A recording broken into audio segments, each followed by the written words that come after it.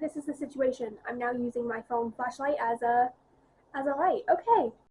Hello. Hi. So I'm filming in front of our Christmas tree. It doesn't look very aesthetic because I'm filming this late into the day. It is 4:45 and it's like already getting dark outside. Actually, let me test something. Anyway, we are filming with the Christmas tree. Is it the 22nd of December? Yes. Did we just get this put up last night? Also, yes. Do I have a huge acne right here? Like a huge whatever the fuck you want to call it? Yes. Ignore it, okay? I'm fucking breaking out because I'm supposed to be starting my cycle. So, ignore it.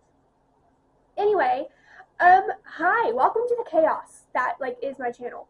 I'm also blinding myself right now. Yes, welcome to the channel that is my chaos. Will the next few videos that I post have this Christmas tree in the background? Probably, because we didn't get it up until yesterday, which was the 21st of December, which is crazy. But, basically, we will probably be keeping this tree up most of January, so get used to it, okay? Is it beautiful? No, but is it somewhat aesthetically pleasing?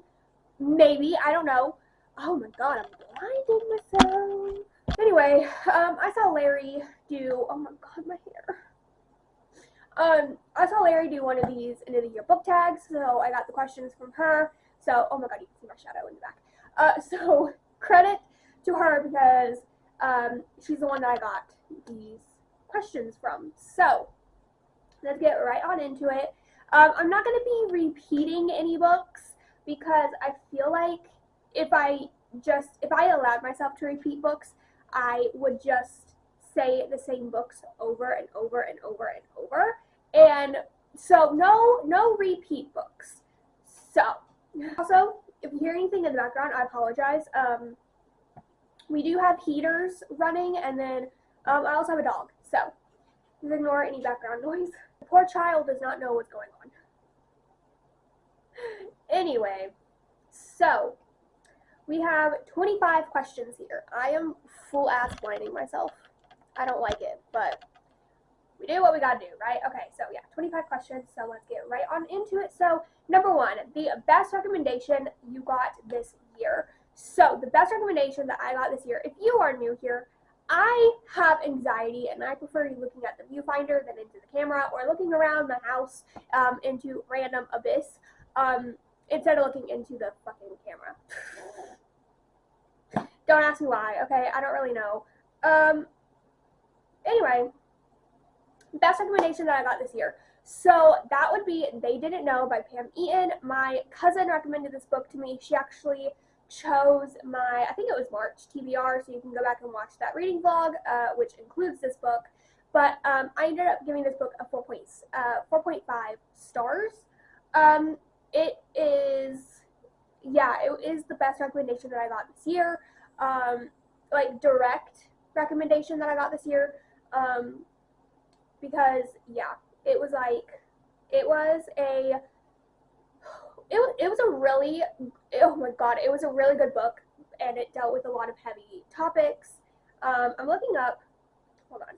So this is a gripping coming-of-age novel about life after attempted suicide following Tori as she navigates her new life in Connecticut, discovers a secret room, and forms relationships, ultimately learning about living and fighting for herself. So yeah, this was a very deep story with very hard topics because the main FNC, Tori, did try to commit suicide, and she, attempted suicide, and it's showing her going to therapy and like her life after attempting suicide and like all of that, and like her journey through healing, which is, oh my god, it was such a hard topic, and especially the topics that were discussed about that led up to her attempting suicide were so relatable to me because I've been through that in my own way, and it was just, wow. It was a really like deep story, and it had, I think, great representation because I could connect to it really, and having been through similar situations, I could like deeply connect to Tori and the whole story and the healing, and yeah, the best recommendation that I got this year. Okay, now Now for the most disappointing read of the year. This would be Money Shot by Leif Eden, Finley, and Saxon James. You scared the fuck out of me, dog. Yeah, Money Shot. This is basically, what are their names? Hold on. What are their names? Okay, this is about Finn. Hello? Hi. This is about Finn and Curtis. Okay, so Finn, we have a little guest here. So we have Finn and Curtis. So basically, Curtis there's a platform in this book called Money Shot. It is basically like OnlyFans, but the gay version, basically. And Curtis has an account named Gunner, and he basically posts sexual videos of himself and like photos and stuff. So think OF content. And he's a cam boy, basically. And Finn is like a long-term subscriber and like fan of Gunner, and Gunner, aka Curtis, is actually Finn's new brother-in-law. So there's that. This basically just says when Finn moves to Edmonton, he discovers his online crush. Cam boy Gunner might be his sister's future brother-in-law Curtis, complicating his romantic prospects. This I ended up giving 2.75 stars, but this one was the most disappointing. I had really high hopes and like really high expectations going into this book, and I was so disappointed. There's so much secondhand embarrassment. I will say there was good Alzheimer's representation in this, and being someone who's actively going through that with a grandparent, it is extremely hard, and I will say that was very accurate, very hard to read. But the relationship dynamic overall, it felt motivated by spice only, and I didn't feel a deep romantic connection between them, and it felt purely for spice purposes. And I'm like being blinded. I might have to change it. Hold on. And yeah, there was just a lot of secondhand embarrassment in this book that I just could not get over, and I could not look past. There was multiple times where I wanted to put this book down and DNF it because of the secondhand embarrassment that I got, but I didn't. Like, I pushed through and I finished it. But 2.75 overall, so that was definitely my most disappointing read of the year. Okay, I changed the lighting situation because I was being very much so blinded, and I just could not keep going like that. And also, I just started my fucking cycle, so. But now I know why I was feeling so fucking bad today, because I woke up feeling really fucking bad. I felt nauseous, I felt tired, and I just felt like exhausted. Now I fucking know why I'm on my fucking cycle. I literally just started. Okay. Anyway, we are gonna push through these fucking cramps, and we're gonna push through this fucking cycle, and we're gonna get my filming done. That's what we're gonna fucking do today, okay? Number 3. Oh my god, we're on question 3. What was an underdog book?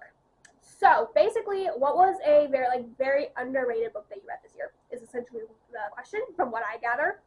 So underdog book, Hidden Empire by K.L. Mann.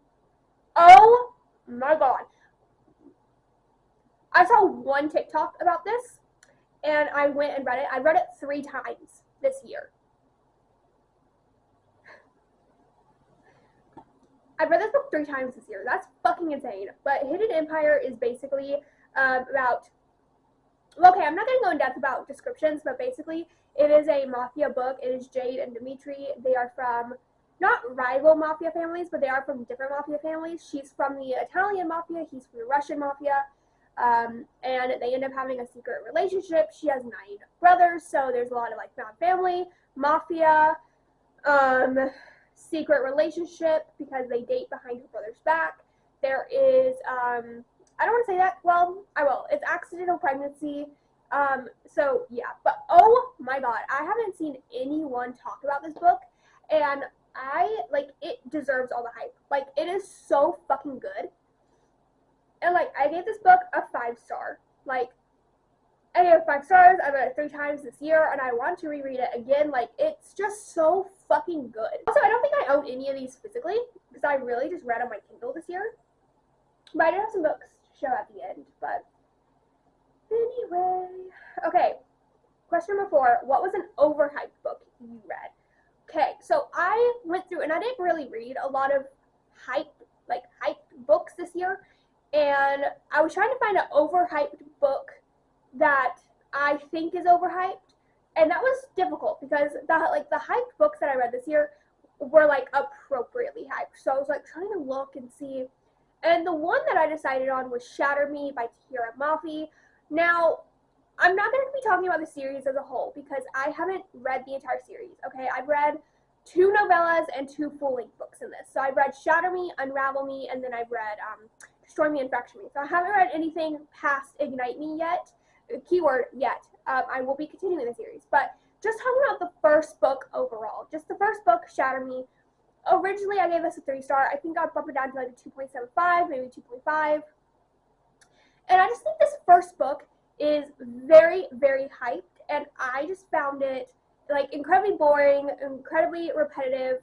I found the FMC Juliet to be so fucking unbearable, and like the only part that I liked about the first book was Warner and like learning about him and learning about the dystopian world in general and how everything works. But Juliet was unbearable. I did not like Adam. I was like, get me the fuck out of here. Can this be over? Like, I think the first book is very, very overhyped, but I have heard that the series gets better. So I am continuing the series, but I do think the first book is very overhyped for what it is, you know. Okay, and then question number 5, a book that surprised you. So this is actually a recent read, Such a Good Girl by Effie Campbell. I think that's how you pronounce it, right? This I gave 3.25. Now this really fucking shocked me. This is the first book in her like Hot Creeps series, I think it's called. And Such a Good Girl, it is basically nothing but smut, okay? It is literally just a smutty novella that I picked up. And it follows, what are their names? Ashley and Bobby. So basically, this book centers around pet play, essentially, and that's why this book shocked me so much. So it's basically,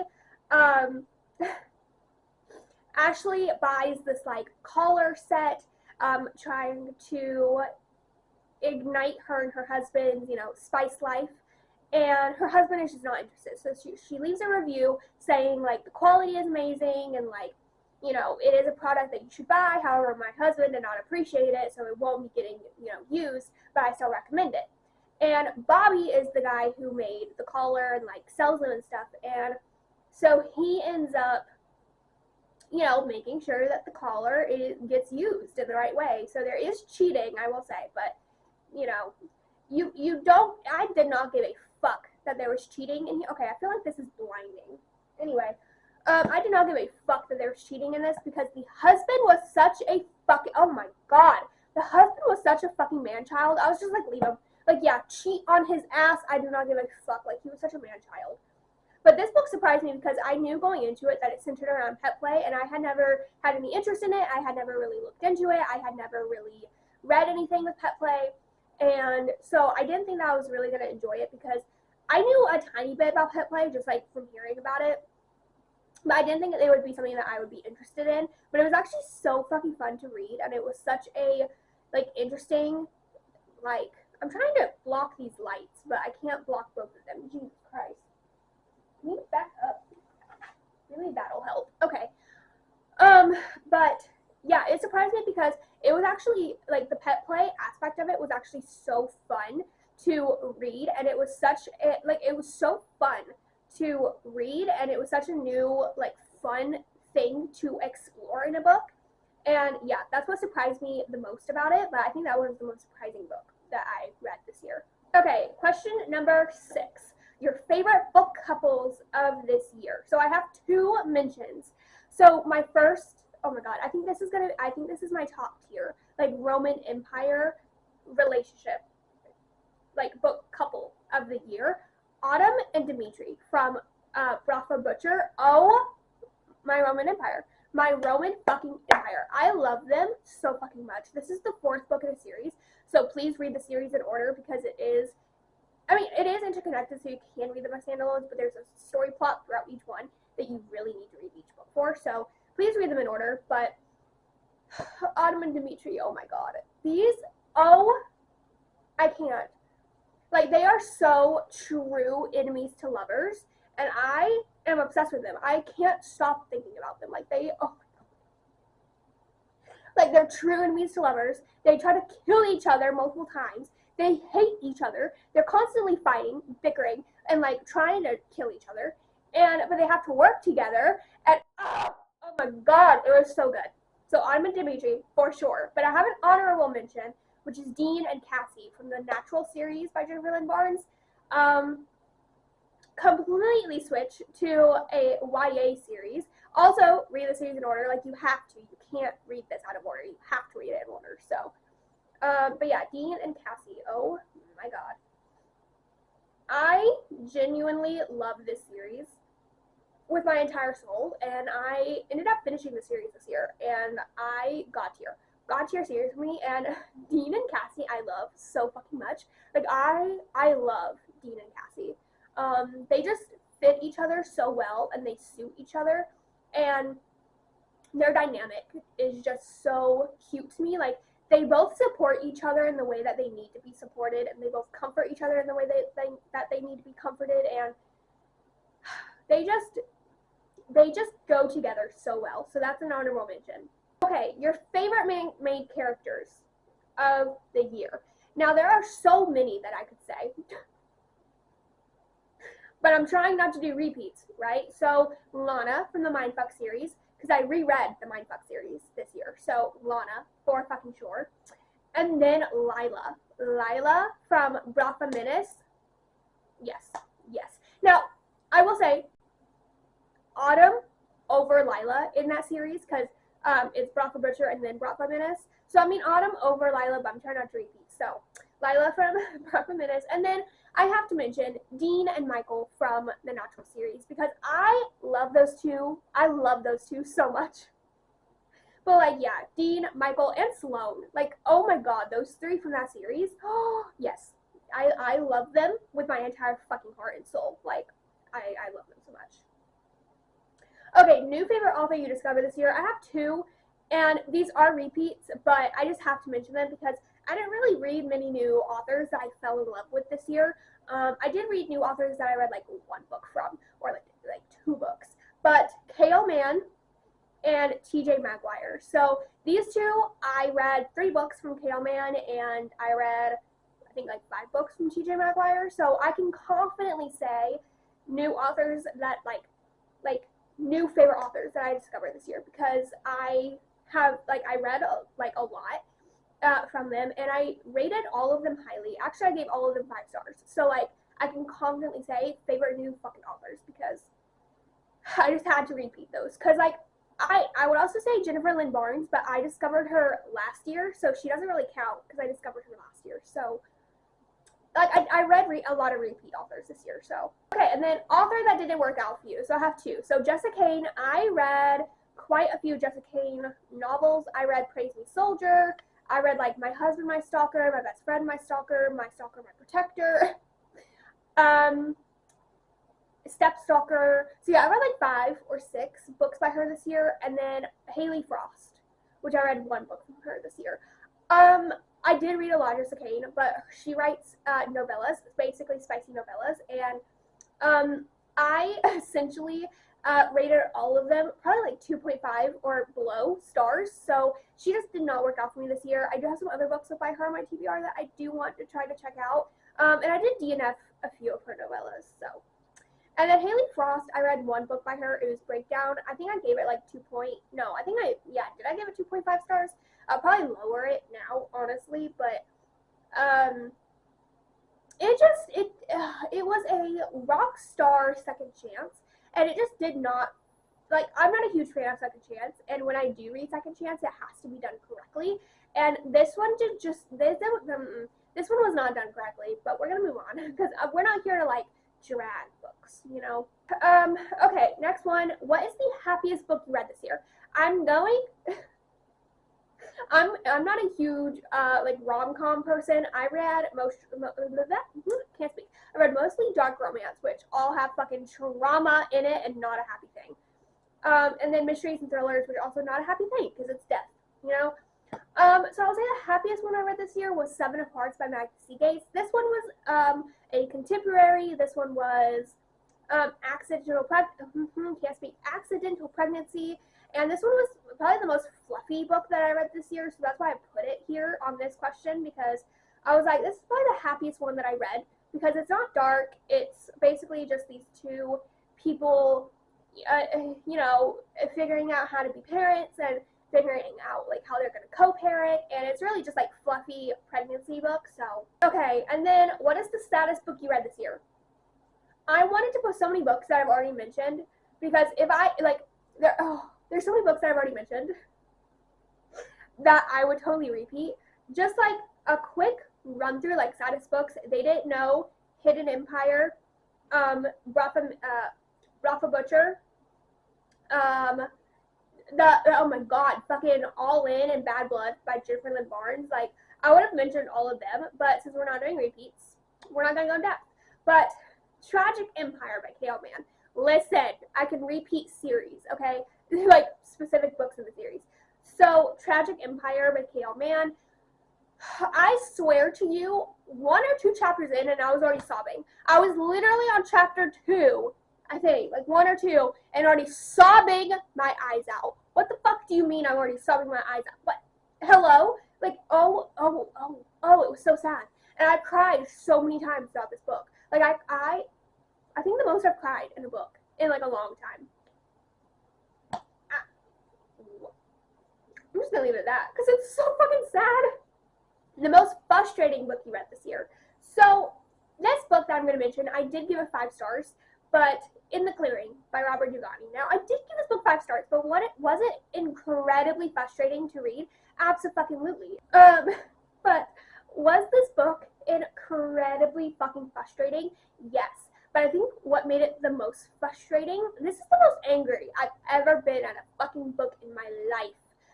And it was all because of the end. Ignore my acne. It's like so just out there.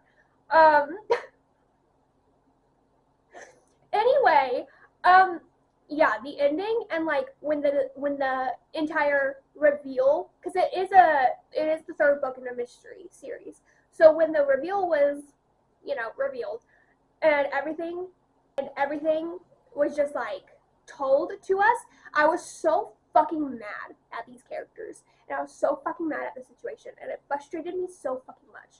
Okay, sorry about that. My dog was making noises, and I had to go check what he was doing. Your favorite covers of the year. I'm assuming this is book covers of books that you read, so that's what I stuck to. I stuck to some of my favorite book covers of the books that I read this year. So that was, I have to say it, The Natural series by Jennifer Lynn Barnes. I just love these covers so much. Same with the Marathi Empire series. I just think these covers are so aesthetically pleasing, and I think that all the colors are just so aesthetically pleasing as well, and they go together so well as well. And then A Pact for Autumn, sir. And then, whoa, you're gonna lay on my laptop, sir. And then A Pact for Autumn. My dog is trying to lay under the cover. Hold on. A Pact for Autumn by Amelia Emerson, I believe. And then I also quite liked His Tesoro and His Juliet by Amelia Rossi. I kind of like those covers.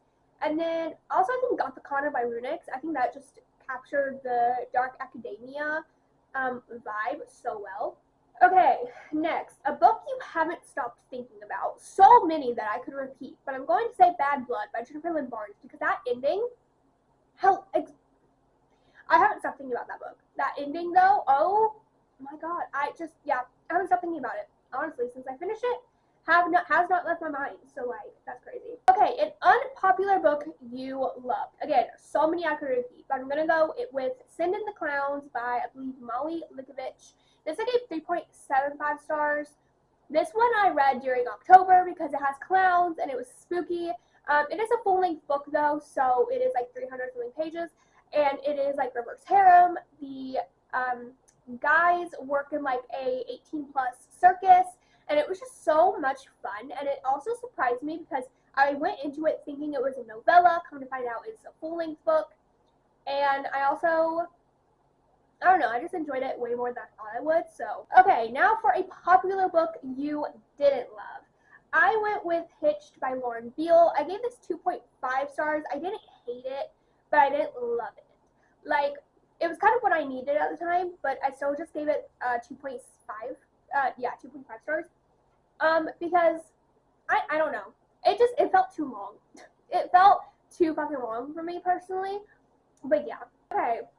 Book you thought you loved but didn't. Bound to a Killer by Laura Reed.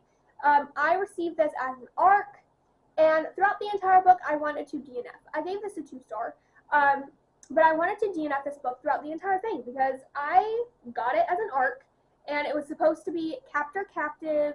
He's a hitman, and it just was not, and it was supposed to be a dark romance, and it was like a very mild dark romance, and the captor captive just did not hit for me. And it's not the fact that I don't like captor captive, because I know I do, because I read an amazing fucking captor captive duet earlier in the year, so I know that I love that trope. It was just not done correctly in this book in order for me to love this trope. So, but yeah. Okay, this next one was a bit difficult, but book with the most unique concept that you read this year. That was kind of hard because I didn't really read a lot of unique concept books that I haven't already mentioned. So I chose 2. So there's Pen Pal by, I think, J.T. Geisinger. And I gave both of these books 3.5s.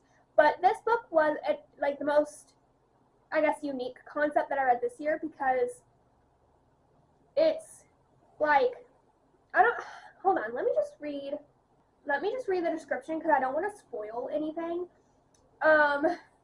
But a widow receives mysterious letters from a prisoner named Dante claiming to know her. As their correspondence grows intimate, the letters suddenly stop, leading to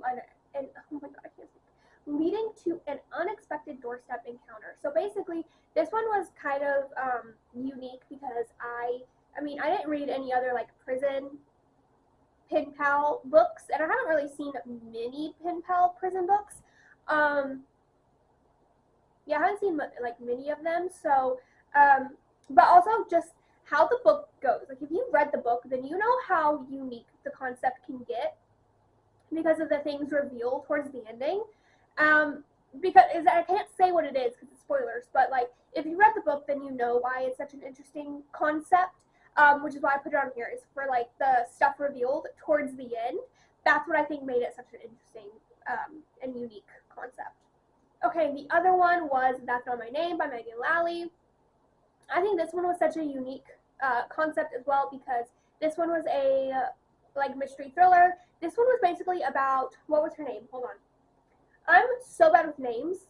Okay, so basically this follows Mary, who is a young teenager, and she basically wakes up.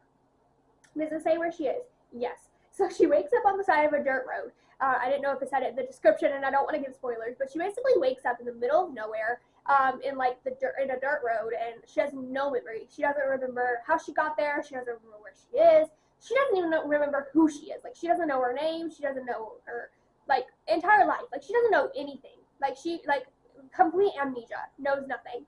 Not even her name. And this man comes in claiming to be her father, and he has like her school identity and like her school like ID card and like a birth certificate, and says that her name is Mary. So it follows Mary, and basically like okay, I'm gonna stop there, and then also in the description it does say about Lola and Drew. So basically Lola is also a teenager who has like gone missing, and Drew is her boyfriend. They last had an argument, and she slammed the car door, and she's basically disappeared. So the whole town believes that Drew killed her. And so yeah, like Lola is missing, and they all think that Drew killed her, and Drew is trying to find Lola in order to prove his innocence. So that's basically all that's in the description. That's all I'm going to give you. But it was such an interesting and like unique concept because the FMC quite literally has amnesia, and like so she knows nothing about what's going on. She doesn't know who she is, so we don't know who she is. And it was just such an interesting and like unique concept to read about an FMC who has no idea like who she is, and also a like unreliable FMC because she like we don't know that we can take what she's saying as the truth because she doesn't even know if it's the truth. So oh my god, it was such a unique concept, and I hope that we kind of get more unique concepts like that because it was so fun to read. Okay, we're almost done. So question 19, books that you read this year that you would reread. There's so many answers to this. Like I read so many books this year that I would constantly reread, but we're not doing repeats, so I'm gonna say The Wrong Play by C.R. Jane because I love C.R. Jane. I would reread all the books that I read by her. I would totally reread. And she's, oh my god, she's just such an amazing writer, and I love her characters and I love her plots, and I love the way that she writes romance dynamics, and I love the way that she writes the relationship dynamics between all of her characters, and like the found family dynamics are also so much fun, and they just have so much humor in them. Even though they're dark romance, they have so much humor in them. So definitely would reread. Okay, now we are kind of reflecting on this year and kind of going into next year stuff. So, a priority read for next year. Hold on. I gotta grab this chunker of a book, okay? Oh god. Priority read of next year, Alchemized. I bought this recently, literally just a few days ago.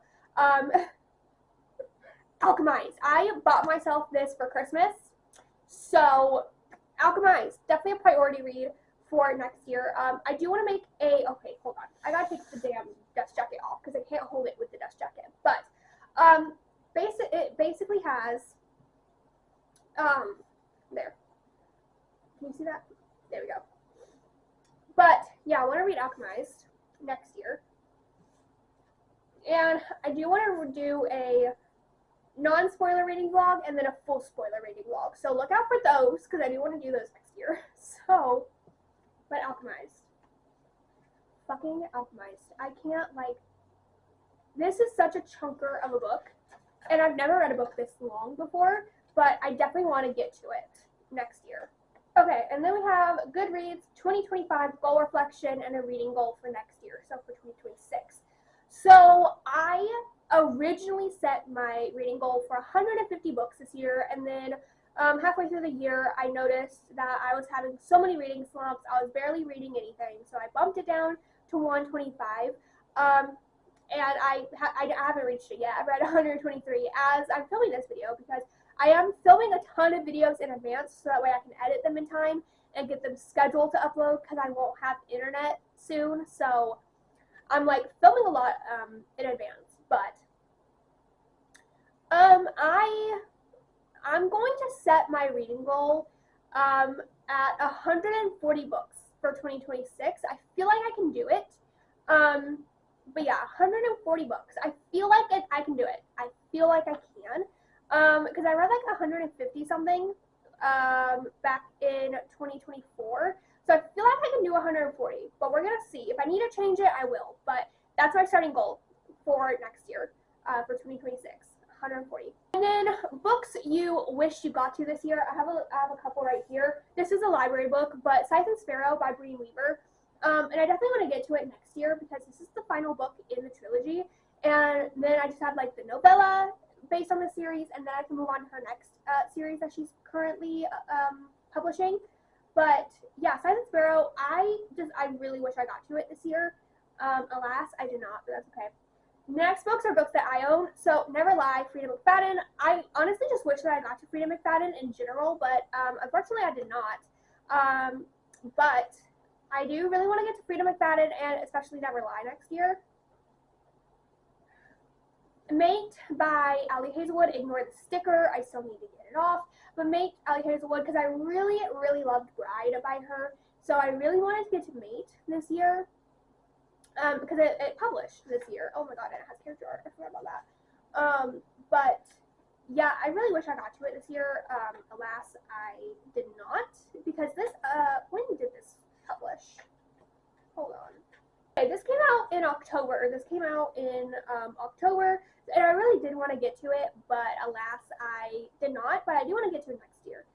for sure, because I did really enjoy Bride, and this is a companion novel. This is about Serena and Cohen, and I am really excited to see like their story and stuff.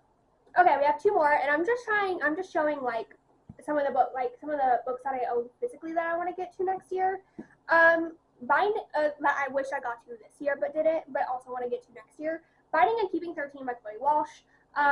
I really wanted to read the first two books in this series, but I unfortunately did not get to that this year. But I do really want to get to it next year, and I will be doing these in a vlog as well, non-spoiler and spoiler. But I do really want to get to these next year. So, okay, we have 3 more questions. So, what will you prioritize in your 2026 reading year? I want to prioritize not like I'm trying to sit up straight and it hurts. I want to prioritize reading books that I'm scared of. I like reading books or reading more books that I've been avoiding. So basically longer books. So like Alchemized, Boys of Tommen, the rest of the Lord series by Chantal Sassier. Just like the longer books on my TBR I want to read, and I want to prioritize reading longer books that I've been avoiding just because of the like fear. And I also want to prioritize reading quality over quantity, and like reading more books that I enjoy rather than reading just like more books and not enjoying them. So, okay, goals for reading in 2026. I feel like I just answered that, but like reading longer books, prioritizing what I want to read, and I also want to finish a lot of series that I'm in the middle of, that I've like been in the middle of for a long time, and yeah. And then goals for book content in 2026. I just want to be more consistent, and I want to film more consistent, wrap-ups, TBRs, reading vlogs, life vlogs, just like being more consistent on both YouTube and on TikTok. I just really want to be more consistent in my content. So that's like the main goal, is just be more consistent in my content. And hopefully I can upgrade my camera and get like better quality content, but we'll have to like wait and see how that goes. But yeah, that's that. And that was the last question. That was the last question of this video, which is so sad, but that is the end of the year book tag. Obviously I'll read more books before the year is over, but again, I'm filming this in advance. Anyway, I hope you guys enjoyed, and I hope you guys have an amazing morning, day, night, whenever you're watching this. If you like this content, make sure to like, subscribe, and ring the bell so that way you know when I post. And I will see you lovelies in the next video.